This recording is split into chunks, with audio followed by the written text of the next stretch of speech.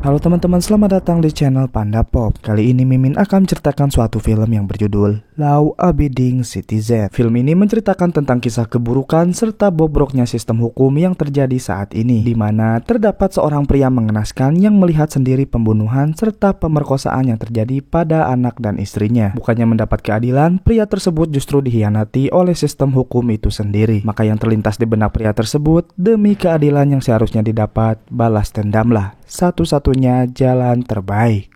Baiklah, mari kita mulai ceritanya. Di malam itu terdapat keluarga kecil yang harmonis terdiri dari sang ayah, ibu, serta putri kecil nan cantik. Terlihat sang putri tengah asik membuatkan gelang untuk kedua orang tuanya. Diketahui si ayah yang bernama Clyde adalah seorang insinyur yang sangat cerdas serta berbakat. Di tengah kehangatan tersebut, suara ketukan pintu mulai terdengar dari luar. Clyde lalu bergegas membukakannya. Tiba-tiba dua perampok sadis bernama Darby dan Ames melakukan perampokan dengan kekerasan, di mana di situ Clyde dipukul habis dan diikat tak berdaya. Sang ibu juga tak luput mendapat kebejatannya. Mereka menyetubuhi serta membunuh si ibu tepat di depan mata Clyde. Tak lupa putri Clyde juga menjadi sasaran dari kebrutalan mereka.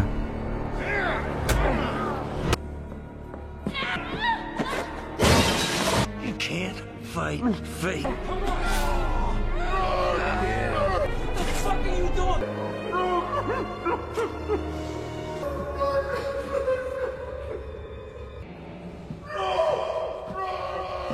Melihat hal itu, Clyde sangat terpukul. Untuk melawan pun ia tak berdaya. Malam itu adalah malam bahagia sekaligus malam terpedih melihat kedua orang tercintanya tewas di tangan dua iblis biadab. Hari berlalu, kita diperkenalkan dengan seorang pria bernama Nick. Nick adalah seorang jaksa yang bertanggung jawab menangani kasus Clyde. Dalam kasus ini, ia turut dibantu oleh Jonas yang merupakan atasan, juga mentornya, serta Sarah yang merupakan bawahan Nick. Sebelum persidangan, Jonas sempat berkata kepada Nick bahwa ia bisa memenangkan sidang Clyde dengan bukti yang sudah terkumpul. Namun Nick yang masih sangat muda terlalu ambisius untuk mengejar karirnya, yang mana ia malah blunder dalam mengambil keputusan terhadap kasus Clyde ini. Setelah itu, Nick menemui Clyde yang sudah menantinya. Di situ, Clyde memberikan catatan serta gagasan mengenai ide yang bisa Nick gunakan saat persidangan. Namun Nick mengabaikan catatan tersebut dan bilang jika Clyde harus mempercayainya jika ia ingin memenangkan sidang ini. Nick berkata jika ia telah membuat kesepakatan dengan tersangka yang bernama Darby, di mana Darby bersedia bersaksi bahwa dirinya bersalah. Dan dalam kesaksian Darby tersebut, teman Darby yaitu Ames akan dijatuhi hukuman mati, sementara Darby mendapatkan hukuman paling lama 5 tahun penjara. Tentu saja hal tersebut tak bisa diterima Clyde. Bagaimanapun, Darby sangat pantas dihukum mati karena dialah yang membunuh istri serta anaknya. Namun, Nick berkata jika ini adalah satu-satunya jalan terbaik yang bisa Clyde terima. Clyde terus merendahkan harga dirinya seraya memohon kepada Nick agar keputusan Nick diubah. Namun dengan angkuh Nick berkata, beginilah sistem hukum bekerja. Lebih baik mendapat sedikit keadilan daripada tidak mendapatkannya sama sekali. Mendengar itu, Clyde sangat kecewa. Kemudian sidang dimulai. Di situ Darby hadir bersama pengacaranya bernama Reynolds. Diperlihatkan juga seorang ketua hakim bernama Laura. Usut punya usut, Hakim Laura juga terlibat dalam persetujuan kesepakatan antara Nick bersama Darby. Lalu Hakim Laura menjatuhi hukuman mati kepada M, sementara itu Darby hanya diberi 5 tahun penjara. Suatu hukuman yang sangat jauh dari kata adil. Setelah itu di luar persidangan, Darby berterima kasih kepada Nick karena telah membuat perjanjian. Walau Nick kesal terhadap Darby, namun di depan pers ia menjabat tangan Darby dengan terpaksa. Tindakan tersebut terlihat oleh Clyde yang berdiri dari kejauhan. Suatu pandangan yang membuatnya gelisah, muak, serta geram terhadap hukum yang tengah ia rasakan. Saat ini ia hanya bisa memandang dengan murka yang sangat mendalam. Jika menjadi warga yang baik menjadikannya cerdas, maka ia lebih memilih menjadi kriminal terburuk yang sangat jenius. Maka dari itu, balas dendam adalah hal terbaik yang akan ia lakukan. Kemudian diperlihatkan Nick yang baru saja pulang dari persidangan berjumpa dengan istrinya yang bernama Kelly tengah mengandung seorang bayi yang sudah berumur 9 bulan. Scene berubah 10 tahun kemudian, di mana anak Nick yang bernama Dennis sudah beranjak menjadi seorang gadis berumur 10 tahun. Di situ Kelly sempat kesal karena Nick selalu saja sibuk sampai ia tak pernah hadir dalam pentas seni putrinya sendiri. Nick yang ambisius dalam karirnya tampaknya sudah terlalu jauh mengejar dunia hingga ia meminta maaf dan berjanji akan menghadiri semua pentas anaknya. Kemudian diperlihatkan Nick dan Sarah yang akan menyaksikan proses hukuman mati terhadap terdakwa Ems. Nampaknya setelah 10 tahun hidup dalam jeruji besi, Ems akan segera dieksekusi atas tuduhan pembunuhan kepada keluarga Clyde. Ems akan mendapat hukuman suntik mati, di mana hukuman tersebut seharusnya adalah hukuman mati paling sedikit merasakan rasa sakit. Sebelum dimulai, kepala penjara, sebut saja Thomas, mendatanginya untuk meminta Ems memberikan kata-kata terakhir. Dengan perasaan sedih, Ems pun berkata, "Apa yang kuperbuat malam itu memang benar salah. Tapi sumpah demi Tuhan, aku tak membunuh orang-orang itu. Sejatinya, aku adalah korban yang dikambing hitamkan oleh temanku sendiri." Hal tersebut membuat hati semua saksi tersentuh, tak terkecuali Reno, sang pengacara dari Darby. Dimasukkanlah seluruh cairan kepada tiap-tiap tubuh Ems. Namun, bukannya mati dengan tenang, Ems justru merasakan sakit yang sangat amat tersiksa. Seluruh ototnya terasa terbakar. Lebih parahnya, ia merasakan semua itu dalam keadaan sadar. Take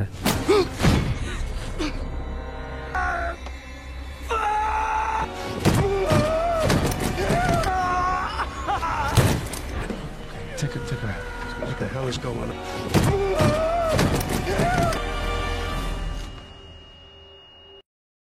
Setelah 30 detik, Ems akhirnya tewas secara mengenaskan. Benar saja, usut punya usut, seseorang telah mengganti cairan tersebut dengan racun yang membuat Ems merasakan sakit sebelum ia tewas. Pada botol itu ditemukan sebuah kalimat tak bisa melawan takdir yang mengingatkan Nick kepada perkataan Darby 10 tahun yang lalu. Nick beserta rekannya yang bernama Danigan atau Mimin sederhanakan menjadi Dani langsung mencari keberadaan Darby yang tentu saja Darby sudah bebas dari penjara. Setelah itu diperlihatkan Darby yang tengah asik memakai barang narkotika. Di tengah keasikannya tersebut, panggilan misterius masuk dari seseorang yang tak ia kenali. Pria itu memberitahu kalau saat ini tempat Darby akan dikepung oleh pihak kepolisian. Benar saja, para polisi mulai mengelilinginya. Lalu si misterius itu memberi panduan jalan agar Darby bisa kabur dari kejaran polisi. Pria itu lalu menyuruh Darby menemukan mobil yang di dalamnya terdapat polisi yang sudah dilumpuhkan. Sesampainya di situ, Darby mengambil senjata si polisi sembari menyuruhnya untuk mengemudi. Polisi yang ketakutan itu membawanya pergi ke sebuah rumah yang terbengkalai. Sesampainya di sana, Darby terus mendodongkan pistolnya sambil menunggu si pria misterius itu memanggilnya kembali. Si polisi yang ketakutan lalu bilang jika Darby membunuhnya, bagaimana dengan nasib istri dan putrinya yang tak akan melihatnya lagi. Darby menjawab ia tak peduli dan malah mengejek si polisi tersebut. Kemudian Darby mengangkat telepon yang ternyata sumber suaranya berasal dari polisi tepat di depan mata Darby.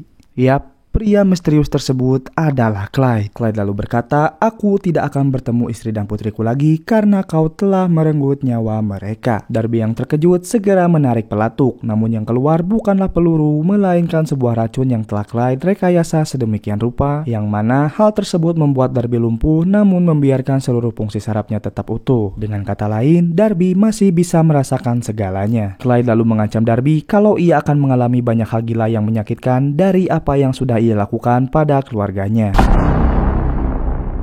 Darby kemudian dibawa ke sebuah rumah yang sudah Clyde atur untuk menjadi ruang eksekusi khusus untuk Darby sendiri, di mana Darby akan mendapatkan siksaan secara membabi buta. Darby dibuat gila oleh Clyde dengan sangat jenius. Clyde memasukkan beberapa cairan yang membuat Darby tetap sadar serta memperkuat jantung Darby agar Clyde bisa bermain-main lebih lama dengannya. Clyde juga bilang, beginilah rasanya menjadi orang tak berdaya, sama seperti dirinya yang tak berdaya ketika Darby membantai keluarganya.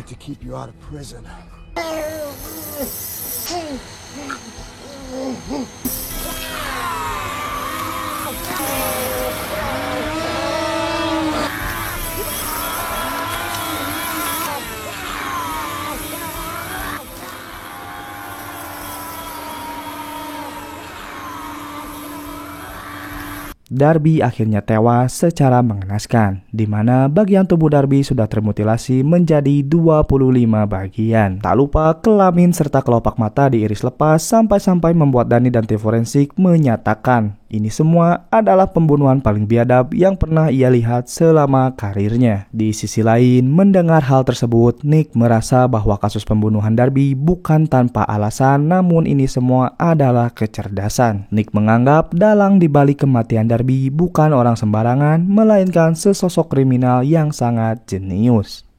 Kemudian Sarah mendapat informasi di mana tempat Darby tewas adalah properti milik Clyde. Nick serta kepolisian saat itu juga langsung melacak keberadaan Clyde. Di sisi lain, Clyde yang tengah mengatur strategi mendengar suara mobil kepolisian datang mengepungnya. Namun bukannya panik, Clyde nampaknya sudah mengetahui hal tersebut dan sengaja bersikap kooperatif. Clyde lalu dibawa untuk diinterogasi lebih lanjut, sementara bersamaan dengan itu seorang kurir datang menemui putri Nick yang memberikannya sebuah paket. Dennis yang mengira paket tersebut adalah rekamannya saat pentas langsung memutar video tersebut tanpa sepengetahuan orang tuanya. Kembali ke penjara, di sebuah ruangan, Nick dan Clyde dipertemukan untuk berdiskusi seraya menggali informasi tentang kasus pembunuhan Darby. Nick lalu bertanya apakah Clyde yang membunuh Darby dan M serta telah merencanakan semua ini. Namun Clyde yang jenius tak langsung mengakui perbuatannya. Clyde lalu bilang, jika kau ingin pengakuanku, maka aku ingin kita membuat kesepakatan sama seperti yang kau lakukan bersama Darby dahulu. Mendengar perkataan tersebut, Nick merasa sangat tertampar. Clyde lalu berkata jika ia hanya ingin kasur yang sangat empuk di dalam selnya, sementara jika Nick mengabulkan permintaannya, Clyde akan senantiasa mengakui segala perbuatannya. Namun mendengar hal itu, Nick menganggapnya sebagai lelucon dan pergi meninggalkan Clyde dengan raut muka yang kesal. Bersamaan dengan itu, Nick mendapat telepon dari istrinya bahwa anak mereka sudah menonton video tak senonoh,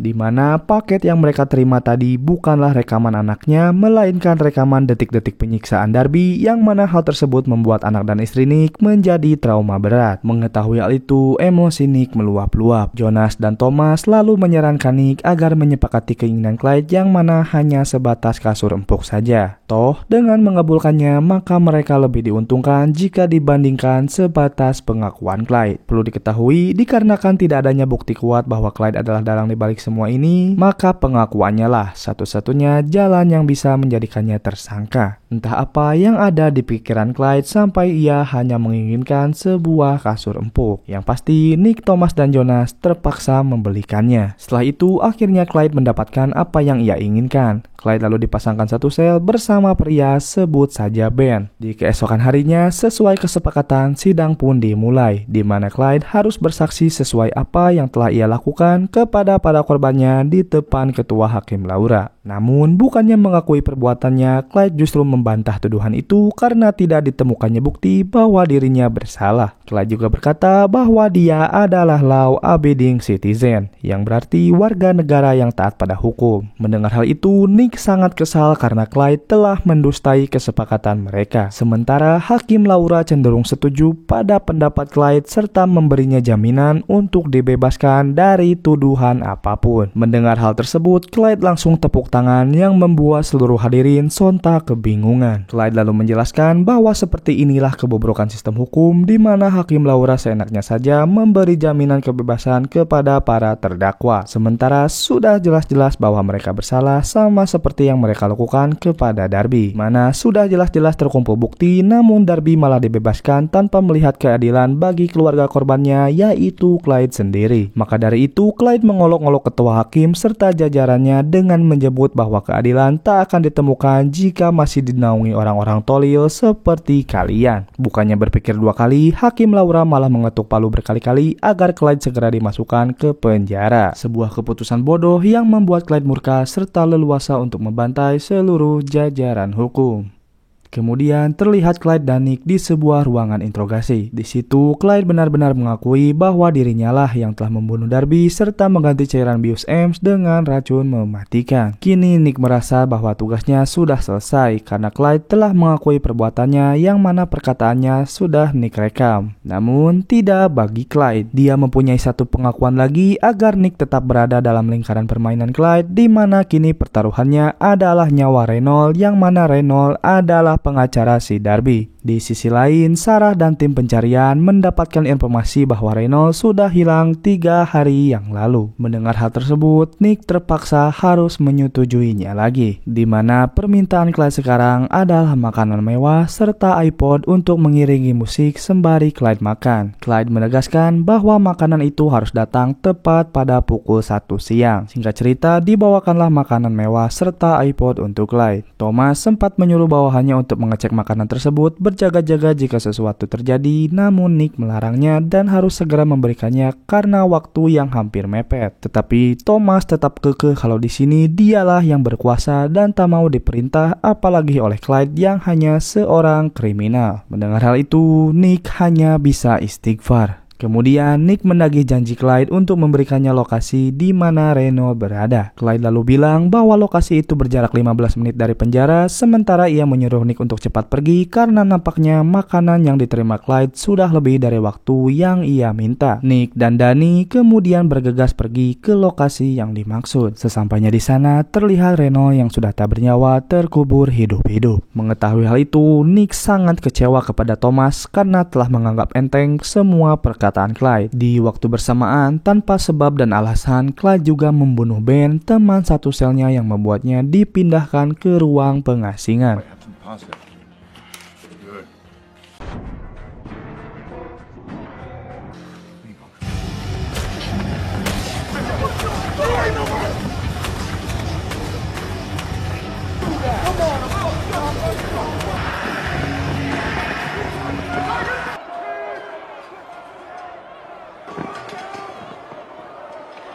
Nick kembali menemuinya dan mengatakan kenapa Clyde membunuh Reno. Clyde lalu menjawab, dia adalah orang yang membela Darby, membela seorang pembunuh. Maka dia sama seperti pembunuh dan aku harus membunuhnya karena semua orang bertanggung jawab atas tindakan mereka. Mendengar hal itu, Nick lagi-lagi merasa tertampar. Kemudian terlihat Nick yang sedang gundah memikirkan apa yang salah dalam pekerjaannya sampai-sampai ia terbawa dalam permainan gila ini. Jonas lalu datang dan mengajak Nick untuk pergi menemui seseorang yang mengenal Clyde. Tibalah mereka menemui pria, sebut saja Darwin. Darwin mengatakan dia bukan teman atau kerabat Clyde, melainkan hanya pernah bekerja satu kali dengannya. Kemudian Jonas bertanya siapakah Clyde ini, apakah dia mata-mata atau sejenisnya. Darwin menjawab, Clyde adalah otak dari para mata-mata. Clyde adalah ahli spesialis operasi kinetik. Dengan kata lain, Clyde bisa membunuh seseorang tanpa menyentuh serta tanpa berada di suatu ruangan yang sama. Darwin menjelaskan segala tindakan Clyde pasti memiliki sebuah tujuan. Itu artinya saat Clyde mengirim Dennis sebuah DVD serta saat Clyde meminta sebuah kasur, semua itu sudah termasuk dalam rencananya. Mendengar hal itu, Nick dan Jonas shock karena yang mereka lawan bukan sekedar mantan insinyur, tetapi sama seperti seorang komandan yang memiliki kecerdasan mengatur strategi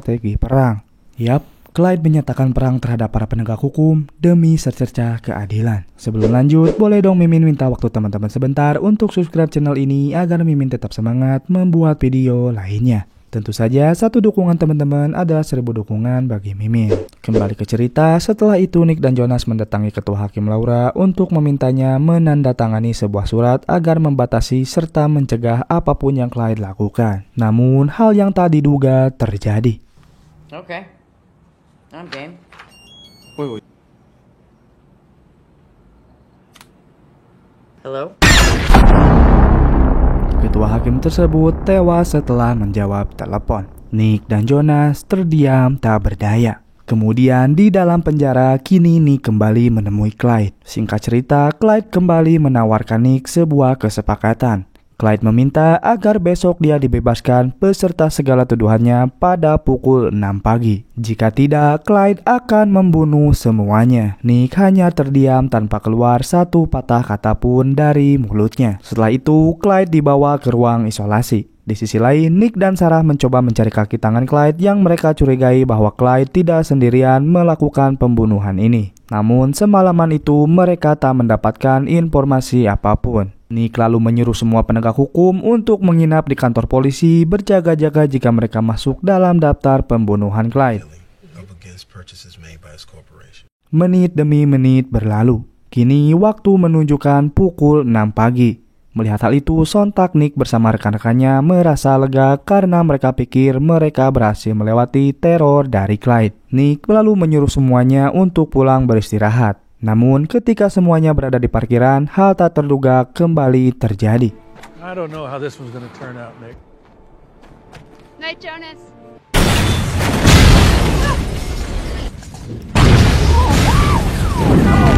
Sarah!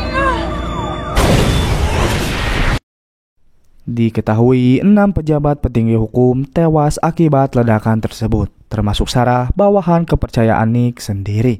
Melihat hal itu, Nick sudah sangat tak berdaya. Kemudian Nick dan Jonas menemui wali kota. Nampaknya wali kota sudah sangat kecewa pada kinerja mereka berdua. Padahal sudah jelas-jelas pelakunya berada di dalam sel, namun masih saja membuat kekacauan sebesar ini. Nick dan Jonas berkata jika pelaku tersebut bukan orang sembarangan. Dia sangat jenius serta diselimuti murka yang sangat mendalam. Namun wali kota tak mau menerima alasan apapun, ia hanya ingin Nick dan Jonas menuntaskannya sesegera mungkin sebelum masyarakat panik atas aksi brutal yang dilakukan oleh Clyde. Setelah itu Nick menemui Clyde di luar penjara. Di situ ia meluapkan seluruh emosinya kepada Clyde atas kematian Sarah. Nick berjanji akan mengakhiri semua ini sebelum Clyde memulai lebih banyak pertumpahan darah lagi. Namun Clyde juga melawan dengan mengatakan, "Aku baru saja pemanasan dan aku berjanji akan kuruntuhkan kuil kotor berpenyakit ini tepat di depan matamu. Dan ini akan menjadi sumpahku." Mendengar hal itu, Nick diskakmat tak bisa menjawab.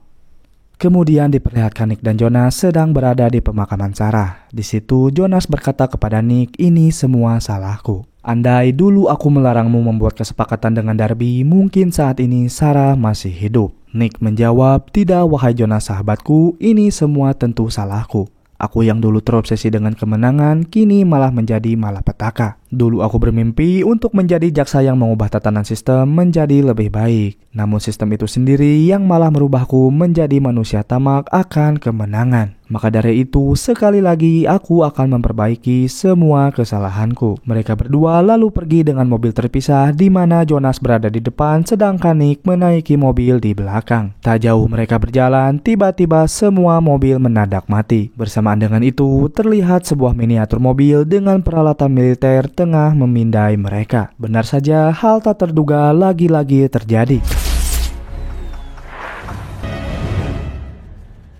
Fuck is that?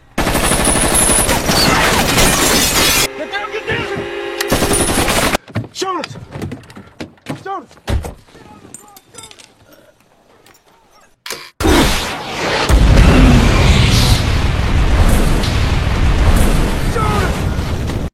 Jonas akhirnya tewas. Melihat hal itu, hati Nick benar-benar sudah sangat hancur. Kemudian scene kembali memperlihatkan Nick bersama wali kota. Karena Jonas sudah meninggal, maka wali kota mengangkat Nick menjadi jaksa wilayah di mana sekarang Nick bisa mengakses seluruh dokumen serta arsip negara dengan leluasa. Namun hal tersebut tak menutupi kesedihannya tatkala sahabat terbaiknya tewas satu persatu. Hari demi hari berganti. Nick bekerja keras mencari dokumen yang berhubungan dengan Clyde apapun itu. Sementara wali kota menyatakan bahwa kota ini berstatus darurat, di mana ia membatasi dan menutup akses keluar masuk kendaraan serta menugaskan polisi dan detektif untuk bekerja lebih lama. Tak lupa, pada malam nanti ia akan mengadakan rapat yang dihadiri para pejabat negara. Kemudian setelah mencocokkan beberapa dokumen serta arsip milik Clyde, Nick menemukan bahwa Clyde pernah membeli properti di dekat penjara. Nick yang mulai menaruh curiga mendatangi tempat tersebut bersama Danny. Di dalam nampaknya tak ada hal ganjal selain gudang yang dipenuhi perkakas. Namun di balik sebuah mobil mereka menemukan sebuah jalan rahasia. Mereka kemudian memasukinya. Sesampainya di dalam, Danny dan Nick terkejut melihat ruangan tersebut. Ternyata tempat itu bukanlah jalan rahasia atau terowongan terbengkalai, melainkan tempat kedua bagi Clyde. Bahkan Nick sempat takjub melihat sekelilingnya. Usut punya usut, selama 10 tahun Clyde membangun ruangan bawah tanah untuk menjalankan aksi cerdasnya. Terlihat dari banyaknya senjata dan amunisi militer serta seragam polisi dan penyamaran lainnya. Tak hanya itu, saluran dari ruangan tersebut saling terhubung ke setiap sel tahanan, yang mana kita bisa menyimpulkan bahwa keinginannya mempunyai kasur dalam sel untuk menutupi jalan menuju ruang bawah tanah. Kita juga bisa menyimpulkan bahwa selama ini Clyde tidak mempunyai tangan kanan, melainkan dengan leluasa keluar masuk penjara sendirian. Tak hanya itu, Nick juga menemukan seluruh rencana aksi teror Clyde, di mana salah satu rencana itu Clyde akan melakukan aksinya untuk meledakkan gedung balai kota, yang ternyata gedung tersebut akan dipakai rapat wali kota serta seluruh jajaran petinggi negara yang akan dilaksanakan saat itu juga. Maka dari itu, Nick dan Danny bergegas menuju tempat rapat dilaksanakan. Bersamaan dengan itu, terlihat Clyde tengah menyamar sebagai housekeeping sembari menyembunyikan bom di dalam troli tersebut. Namun, Clyde tak menyimpan bom tersebut di ruangan rapatnya, melainkan ia menyimpannya di lantai bawah, tepat di mana ruangan kongres tersebut diadakan. Merasa upayanya akan berhasil, Clyde kemudian pergi ke sebuah parkiran sembari memantau lewat CCTV yang sudah ia retas sebelumnya. Di sisi lain, Nick, Danny, serta seorang penjinak bom berpencar mencari bom tersebut. Singkat cerita, mereka berhasil menemukan bom itu serta membukanya. Terlihat juga nampaknya bom tersebut dikendalikan melalui sebuah ponsel. Muncullah sebuah ide brilian di benak Nick mengenai apa yang akan ia lakukan pada bom tersebut. Di sisi lain, di balik monitor Clyde, terlihat wali kota dan para pejabat sudah berkumpul. Clyde kemudian balik ke penjara karena Clyde ingin meledakkannya di dalam sel agar para polisi tak mencurigai bahwa Clyde sudah berkeliaran. Akan tetapi, Clyde harus menunda perayaannya. Karena Clyde. Nick. di situ Nick mengakui bahwa ia sangat amat kagum dengan kejeniusan Clyde melakukan rencana kriminalnya. Mendengar hal itu, Clyde berbangga diri atas pujian dari Nick. Di situ juga Nick sempat menyarankan agar Clyde sadar dan menghentikan segala perbuatannya. Namun Clyde tetap kekeh kalau yang ia lakukan adalah benar. Malahan di situ Clyde menawarkan apakah Nick mau membuat kesepakatan dengannya lagi sebelum hal buruk terjadi. Nick lalu menjawab, "Aku tidak akan pernah membuat kesepakatan dengan pembunuh lagi. Karena berkatmulah aku sadar apa itu keadilan. Terima kasih telah mengajariku, mengajarkan pentingnya keadilan walau hanya setitik embun." Mendengar hal itu, Clyde sempat tersentuh. Kemudian ia menekan tombol di ponselnya, di mana itulah pemicu ledakannya. Mengetahui hal itu, Nick segera keluar seraya berkata, "Bom tersebut tidak berada di balai kota. Sekarang kau sedang mendudukinya karena sudah aku pindahkan." Mengetahui hal itu, Clyde terdiam lemas.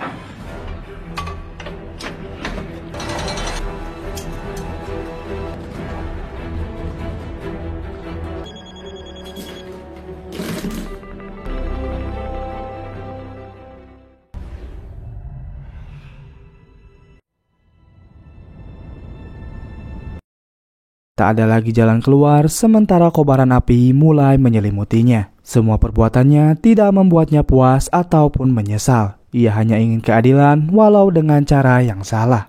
Clyde yang malang hanya terduduk dengan pasrah memandangi sebuah gelang harta terakhir serta kenangan terindah yang ia miliki sepeninggal putri tercintanya. Maka pada akhirnya ia pun tewas bersama dengan ledakannya.